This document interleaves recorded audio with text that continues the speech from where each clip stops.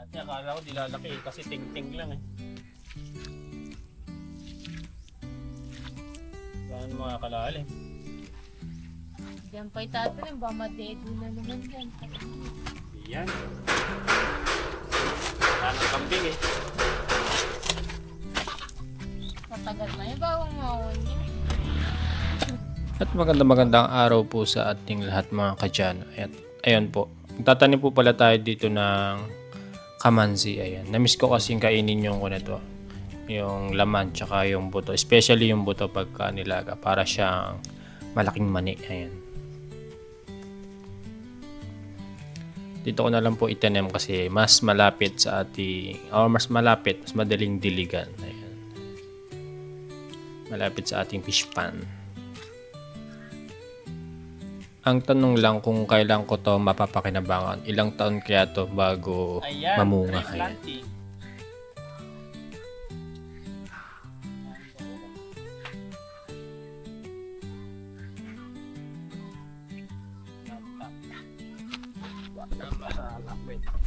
Ayan. Ito yung kamansi natin itatanim dito. Sana after ilang taon magkaroon tayo ng bunga. Or magkaroon siya ng bunga. At lumago siya. Naway lumago.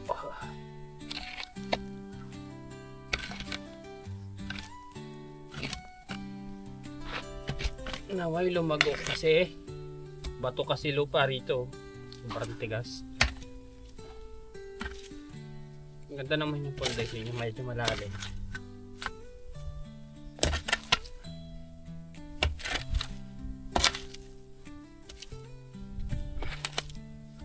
Medyo nilayo ko lang kasi maabutin yung ating bahay.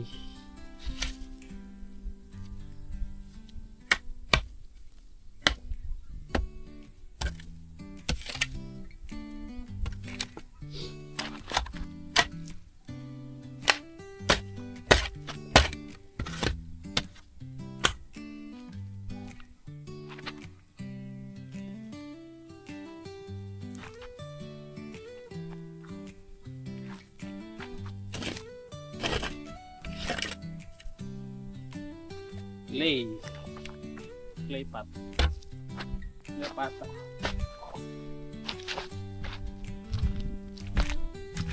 Ayan na.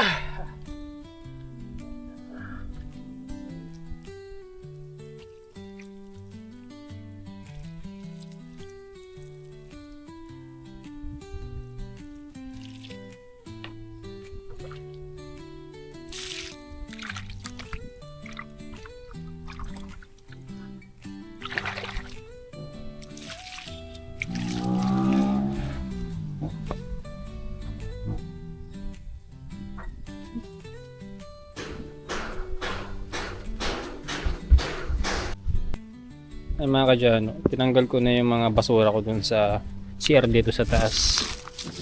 Susunugin na natin to lahat. Hindi ko na naasikaso, mga ilang araw na rin.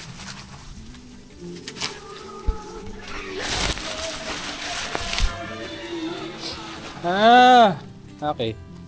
Pag nilaglag ko na lang kaya dito, mas madali kaya? Mas madali nga. Nilaglag ko na lang. Kasi mayroong pintura doon. Kaya ako na lang pulutin doon, di ba? Kung kanino ko pa ginawa, eh di sana less hassle. Sa panaog pa ako, di ba? Isahan na lang. Isahang bagsak na lang.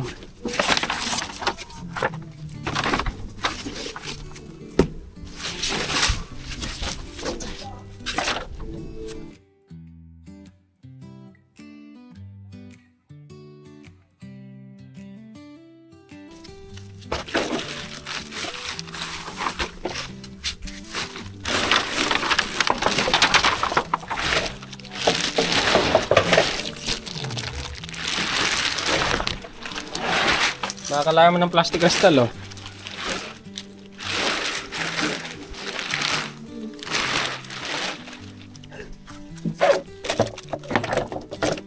Lassie!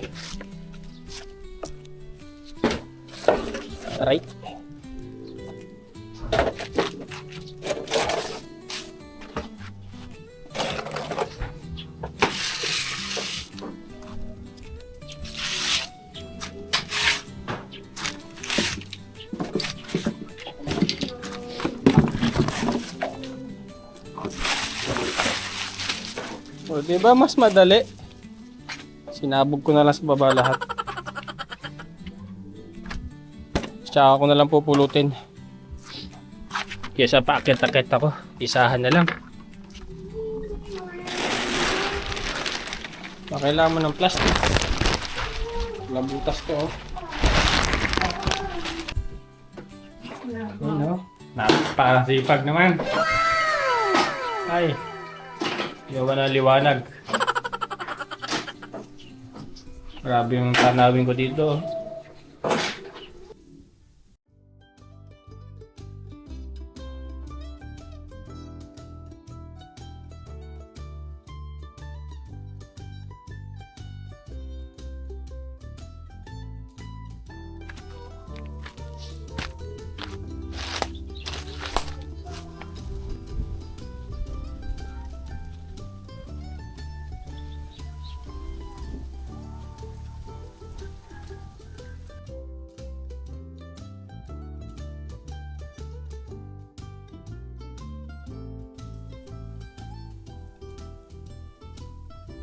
Oh shit, init.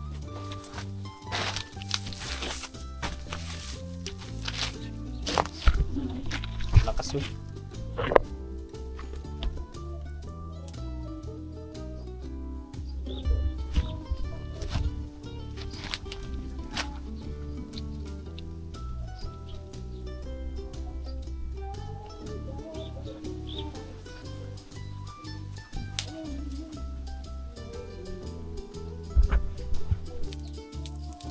Saglit, nasunog na.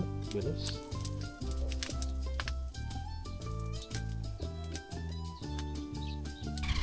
Ay, nabalahaw. Baka kasi rito.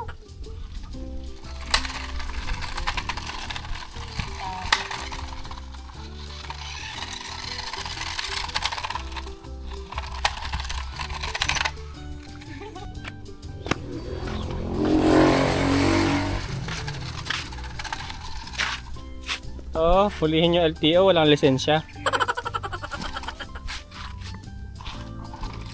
Binangga pa yung kotse.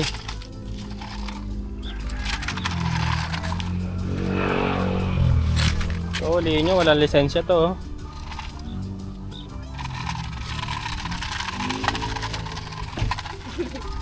Kasahan mo si Miming. Mabilis. Ay! Hindi, walang tubig. Ang sarap ng balot. 320 kristal, oh. Pili ka na, tawagin mo.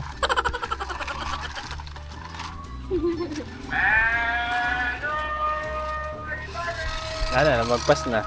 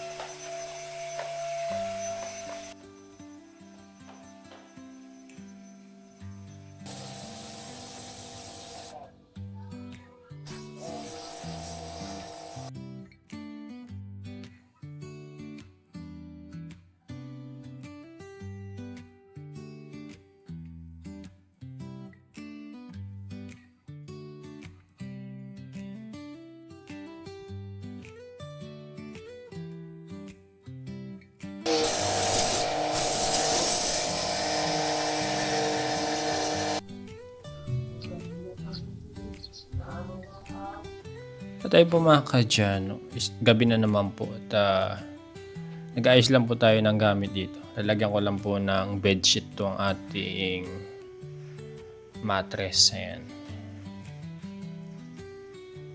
Ay medyo marami siyang insekto. Nabuksan ko kasi yung bintana eh. Ito yung mga kadyano, nakapagpahinga naman tayo ng mga ilang days. Unwind ng isip. Ayan. Kapag social media detox, kasi masyado ng crowded ang isip ko sa mga nangyayari. Yan. At ayun mga kadyana, we're back at tuloy ang vlog. Yan. Sa mga bashers ko dyan, ayan, hindi naman sila yung nagbabayad ng aking insurance, kuryente. Ayan. Kaya tuloy lang ang buhay. Mas focus tayo dapat sa mga totoong viewers natin na nakakaunawa kung ano ba, saan ba ako nanggagaling. Ayan. At ay po mga kadyano, may share lang ako. Kasi napanood ko to sa YouTube kay Tony Gonzaga. Isang segment kay Tony Gonzaga. Ayan. Yung isang pastor na nag-attempt, 7 times na nag-attempt ng suicide. Ayan. Si Pastor Pro. Tsaka nabasa ko tong Bible verse nito. Ngayon ko lang nabasa siya. Do not gloat over me, my enemy. Though I have fallen, I will rise. Though I sit in the darkness, the Lord will be my light. Ayun, napakagandang Bible verse mga kadyano. Ayan. Ito yung po mga kadyano. Ayan. The lesson I learned from this story. Kahit ilang beses ka mang magkasala, madapa, magkamali, magkaroon ng pagkukulang. Ayan. God loves you mga kadyano. Ayan. Ito yung patunay na